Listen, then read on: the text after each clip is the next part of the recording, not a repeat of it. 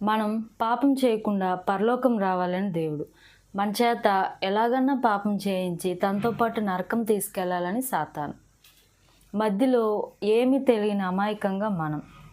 అసలు మనం పుట్టకుండా ఉంటే బాగుండేది కదా అని ఇలాంటి ఆలోచనలు మీకు ఎప్పుడైనా వచ్చాయా? అయితే ఈ వీడియో కంప్లీట్గా చూడండి, మీకు ఖచ్చితంగా ఒక క్లారిటీ వస్తుంది. మన పుట్టుక గురించి తెలియాలంటే ఫస్ట్ సాతాను పుట్టుక గురించి తెలియాలి. చాలామందికి తెలుసు సాతాను ఒకప్పుడు దేవదూత అని. యెషయా గ్రంథం 14వ అధ్యాయం 12వ వచనంలో చూస్తే సాతాను ఒకప్పుడు దేవదూతగా ఉండి దేవుని సింహాసనాన్ని, ఆయన స్థానాన్ని కోరుకుంది.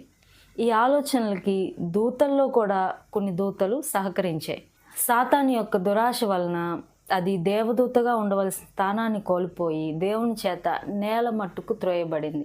చీకటి బిలంలోనికి అది దాన్ని అనుసరించిన దూతలు అన్నీ కూడా చీకటి బిలంలోనికి నెట్టివేయబడ్డాయి. ఇది సాతాను పుట్టుక. ఇక మన పుట్టుక గురించి ఆలోచిస్తే మనలో చాలామంది మనం భూమి మీద పుట్టిన తర్వాత నుండే ఉన్నాము అని అనుకుంటారు.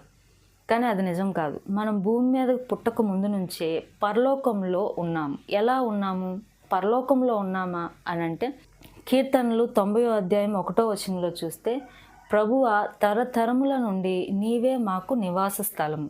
అంటే తరతరాల నుండి మనం దేవునిలో నివాసం ఉన్నాం. ఎలా నివాసం ఉన్నాము? మనకు ఒక రూపం ఉన్నిందా అంటే మనము విడిగా ఒక రూపంలో లేము, కానీ ఆత్మ రూపంలో ఉన్నాము. హెబ్రీయులకు 12వ అధ్యాయం 9వ వచనం చూస్తే అట్లయితే ఆత్మలకు తండ్రి అయిన వానికి మరీ ఎక్కువగా లోబడి బ్రతకవలెను కదా.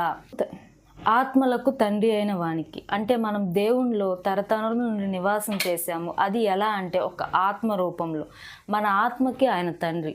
మనం ఈ భూమి మీదకు వచ్చేటప్పుడు ఈ ఆత్మకు ఒక శరీరాన్ని ధరించుకొని వచ్చాం. కానీ ఈ ఆత్మకి శరీరం లేనప్పుడు ఆత్మ దేవుని వద్ద ఉనింది. అందుకే పౌలు గారు కూడా ఫిలిప్పీయులకు రాసిన పత్రిక 3వ అధ్యాయం 20వ వచనంలో మన పౌరస్థితి పరలోకమందు ఉన్నది అని అన్నారు. భూలోక సంబంధంగానే చూస్తే ఏ దేశస్తులకి వారి దేశాన్ని బట్టి పౌరసత్వం అనేది ఇస్తారు. మనం భారతదేశంలో ఉన్నాం, మనకి అమెరికాలో పౌరసత్వం ఉండదు, లేదా అమెరికన్స్కి ఇండియాలో పౌరసత్వం ఉండదు. మన దేశం ఇది, మన దేశంలో మనకి పౌరసత్వం ఉంటుంది. పౌలు గారు మన పౌరసత్వం పరలోకంలో ఉంది అంటే మన దేశం ఏది? పరలోకం. మనం పరలోకంలో నుండి వచ్చాము అంటే మనం భూమి మీద పుట్టడం వల్లే మనం ఉన్నాము అని అనుకోకూడదు. మనం భూమి మీద పుట్టక ముందు నుంచి ఉన్నాం.